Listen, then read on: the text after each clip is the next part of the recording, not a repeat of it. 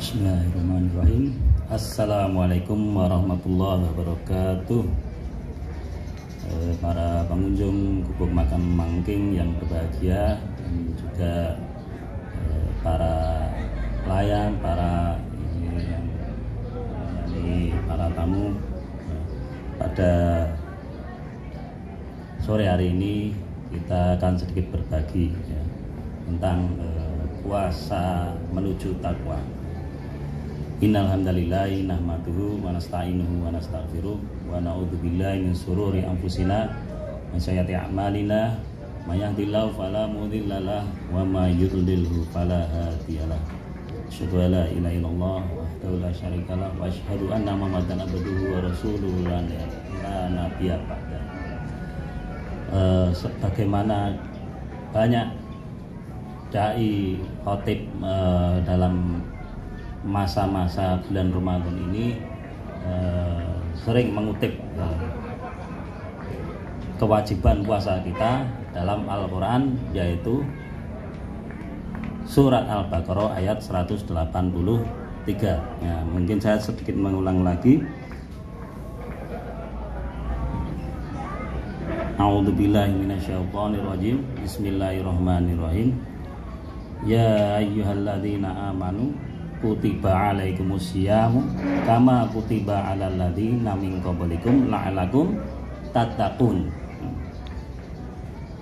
Itu dalam surat Al-Baqarah ayat 183. Dan ada beberapa ayat lagi di dalam Al-Quran mengenai puasa di bulan Ramadan. Nah, saya sedikit mengungkap hal yang unik dulu dalam puasa di bulan Ramadan terkait di dalam Al-Quran ini. Jadi kalau kita mau mencermati di dalam Al-Quran ini, yang membahas tentang puasa di bulan Ramadan itu hanya 4 ayat saja, tidak lebih, yang membahas tentang puasa di bulan Ramadan. Jadi yang seperti yang sebelum tadi, ayat 183 surat Al-Baqarah, kemudian 184 ayat ma'dudat dan seterusnya. Kemudian ayat 185 syahrul ramadhan alladzi unzila fil Qur'an hudal linnas dan seterusnya. Kemudian pada ayat 186 tidak khusus membahas tentang puasa di bulan Ramadan, ya. Tapi di ayat berikutnya 187 kembali dibahas tentang puasa di bulan Ramadan. Uhillan lakum lailatan syiyamu rafatu ila nisaikum. Dihalalkan bagi kamu di malam hari puasa dan sebagainya. Nah, jadi hanya 4 itu saja di dalam Al-Quran yang membahas tentang puasa di bulan Ramadan. Tetapi kalau kita lihat fenomenanya yang kita alami, ternyata 4 hal yang kita amalkan, 4 ayat yang kita amalkan itu ternyata membawa perubahan yang luar biasa dalam kehidupan masyarakat kita. Banyak hal fenomena yang menjadi perubahan yang besar dibanding sebelum bulan Ramadan, ya. Kita jadi sering berkumpul untuk dengan keluarga, dengan saudara, dengan teman-teman kerabat. Untuk apa? Untuk buka bersama, untuk sahur bersama, gitu. Kemudian memperbanyak ibadah di malam hari, memperbanyak tilawah Al-Quran. Jadi membawa perubahan yang luar biasa hanya dengan 4 ayat Al-Quran itu saja. Jadi kalau kita benar-benar mau mengamalkan keseluruhan ayat Al-Quran yang jumlahnya 6.236 ayat dalam Al-Quran itu, bayangkan betapa kehidupan kita itu semakin baik dan semakin paripurna. Sebagaimana Al-Quran sendiri memang menyempurnakan ajaran-ajaran sebelumnya, ya. Jadi ini saya sedikit membahas dulu tentang fenomena tentang 4 ayat dalam Al-Quran tersebut. Nah, di dalam ayat 183 surat Al-Baqarah tadi disebutkan bahwa ya ayyuhalladzina amanu, hai orang-orang yang beriman, kutiba alaikumusiyam. Kutiba ini bahasanya tidak sekedar diwajibkan, tapi ditetapkan ya. Kutiba dekat dengan kata kitab ya. Jadi kutiba alaikumusiyam, ditetapkan atas kamu berpuasa. Nah, kata kutiba ini sebenarnya tidak hanya juga di dalam surat Al-Baqarah ayat 183 ini saja. Di beberapa ayat lain juga ada memuat kutiba yang lain, penetapan Allah. Cuman memang saat ini kalau kita mungkin baru banyak ya, mengamalkan di kutiba alaikumusiyam ini saja. Nah, barangkali kalau kita mau belajar lebih banyak tentang Al-Quran, banyak sekali beberapa hal yang lain tentang kutiba, ketetapan Allah yang baik sekali kalau kita mau mengamalkannya. Ya. Jadi ada kewajiban ya, dari Allah. Nah, kutiba alaikumusiyam kama kutiba alal ladina min qablikum, sebagaimana ditetapkan untuk umat-umat sebelumnya. Jadi ya jangan heran umat selain Islam itu juga melakukan yang namanya siam, yang namanya puasa, walaupun teknis puasanya beda-beda. Kalau umat Islam puasanya dari adzan subuh sampai adzan maghrib. Nah, di ajaran-ajaran yang lain mungkin juga ada puasa, tetapi secara teknis beda. Ada yang mungkin puasanya hanya sekedar hanya boleh minum air putih misalnya, atau hanya boleh atau menghindari nasi putih misalnya. Macam itu beda-beda. Ada yang puasanya ngebleng dari pagi hingga pagi lagi, ya, juga ada. Tetapi Islam punya aturan sendiri dalam tadi di surat dalam Al-Baqarah tadi. Nah, kama kutiba alladzina min qablikum la'alakum tatakun, supaya kamu apa? Bertakwa ya, supaya kamu itu mau menjadi orang yang bertakwa. Nah, artinya puasa itu ditetapkan buat kamu supaya kamu itu mau menjadikan diri kita yang saat ini seperti ini, kemudian melangkah menuju sebuah ketakwaan. Nah, ketakwaan yang lebih baik. Jadi puasa ini sebagai sarana kita menuju ketakwaan kepada Allah. Nah, mungkin menjadi pertanyaan bagi kita, takwa itu seperti apa toh? Ya, takwa itu seperti apa? Ya. Mungkin banyak hal ya, ada yang pakai baju kayak gini disebut pakai baju takwa misalnya, ya nggak salah. Tetapi juga ada mungkin dalam pelajaran anak sekolah kita dulu, ya takwa itu artinya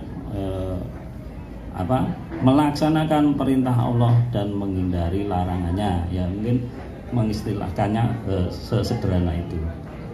Walaupun sederhana tapi juga konsekuensinya mungkin juga tidak sesederhana itu. Melaksanakan seluruh perintah Allah itu juga butuh pengamalan yang serius. Menghindari, apalagi menghindari larangan Allah itu juga butuh pengamalan yang serius juga. Nah, itu yang dimaksud dalam takwa tadi. Tapi ada yang menarik. Pada suatu ketika ini saya membacakan tentang hadis ya. Suatu ketika Abu Hurairah ditanya oleh seorang sahabat ya, seorang sahabat. Abu Hurairah ini juga sahabat Nabi ya. Wahai Abu Hurairah, apakah yang dimaksud dengan takwa itu? Ya. Abu Hurairah tidak menjawab dengan narasi, tidak dengan teori, tidak dengan definisi yang tirik-tirik rumit gitu ya. Tetapi Abu Hurairah memberikan satu ilustrasi. Jadi gini, dalam hadis riwayat Ibnu Abi Dunya, Abu Hurairah menjelaskan begini. Pernahkah, jadi takwa itu ya, pernahkah engkau melewati suatu jalan dan engkau melihat jalan itu penuh dengan duri? Bagaimana tindakanmu untuk melewatinya? Kemudian yang bertanya tadi menjawab, apabila aku melihat duri, maka aku menghindarinya dan berjalan di tempat yang tidak ada durinya. atau aku langkai duri-duri itu, atau aku mundur. Jadi artinya apa? Artinya kehati-hatian dalam melangkah, kehati-hatian dalam perilaku. Bahkan dalam satu riwayat lain itu menyebutkan tidak hanya jalan yang berduri, tapi juga jalan itu gelap, ya. Gelap, nggak kelihatan duri-durinya. Artinya takwa itu adalah kehati-hatian kita dalam melangkah, kehati-hatian dalam berperilaku, ngematke, ngatekke, mencermati apa yang kita lakukan sehari-hari. Tidak sekedar asal melaku, tidak sekedar asal menjalani, tapi mencermati apa yang kita lakukan sehari-hari. Apakah yang kita lakukan ini betul-betul sesuai dengan yang diridhoi oleh Allah atau tidak? Itu. Ya. Seperti yang kita terjadi pada sekarang ini kan fenomena yang menarik di masa pandemi ini. Ya. Di masa pandemi ini ada yang penyakit yang memang kita itu tidak kelihatan secara kasat mata, virus yang kita tidak bisa melihat secara kasat mata. Lalu apa yang kita lakukan? Ya ternyata yang kita lakukan ini adalah diminta untuk berhati-hati mengikuti protokol kesehatan. Nah ini kan juga bagian dari perilaku takwa tadi. Jadi kalau kita mengikuti protokol kesehatan itu tidak sekedar mengikuti saran dari dokter, saran dari tenaga kesehatan, tapi juga ini juga menunjukkan perilaku dari takwa itu sendiri, yaitu berhati-hati dalam melangkah, berhati-hati dalam mengamalkan sesuatu. Nah, ini juga akhirnya menjadi fenomena sendiri ya, seperti yang baru saja mungkin lagi trending di YouTube ya. Ada seorang dokter gigi, itu di masa pandemi. Dulu dia belum agama Islam, agamanya belum Islam, dan belum pernah belajar Al-Quran, belum pernah belajar agama Islam di tempat lain ya. Atau paling dia hanya tahu fenomena seorang muslim di tempat kerja gitu ya, di teman-temannya. Dia dokter gigi kerja di sebuah rumah sakit, dia posisinya PNS ya. Nah, di masa pandemi dia melihat fenomena yang menarik. Di masa pandemi itu ternyata orang harus apa? Harus pakai masker, harus sering cuci tangan, harus jaga jarak. Akhirnya dia menjadi mikir, loh kok ini seperti ajaran Islam. Orang harus pakai masker. Itu seperti kalau sebelumnya dia heran, sebelum beragama Islam dia heran ada beberapa wanita muslimah pakai cadar, pakai niqab. Tapi sekarang semua orang dipaksa harus pakai masker. Begitu juga fenomena harus cuci tangan, sering cuci tangan. Dia juga melihat, loh, berarti ajaran Islam itu baik. Karena apa? Karena menyuruh orang harus sering berwudu sebelum beribadah. Minimal cuci tangan kan minimal 5 kali sehari. Karena 5 kali sholat fardu. Ya. Akhirnya dia mikir, oh berarti ini ajaran yang sangat baik. Begitu juga menjaga jarak. Teman-temannya yang muslimah itu ada yang kalau di setiap jabat tangan menghindar, gitu ya, menghindari sentuhan dengan non mahram gitu ya. Dia jadi mikir, sekarang di masa pandemi semua orang dipaksa untuk tidak berjabat tangan. Akhirnya dia jadi mikir dan menjadi tertarik dengan ajaran Islam. Kemudian dia jadi belajar tentang Islam, cari referensi tentang ini manfaat kesehatan dari wudu, manfaat kesehatan dari gerakan sholat, dan akhirnya beliau masuk Islam ya. Pada bulan puasa yang lalu ya, dia puasa tahun lalu ya, dia masuk Islam dan baru cerita di bulan puasa tahun ini kondisinya, karena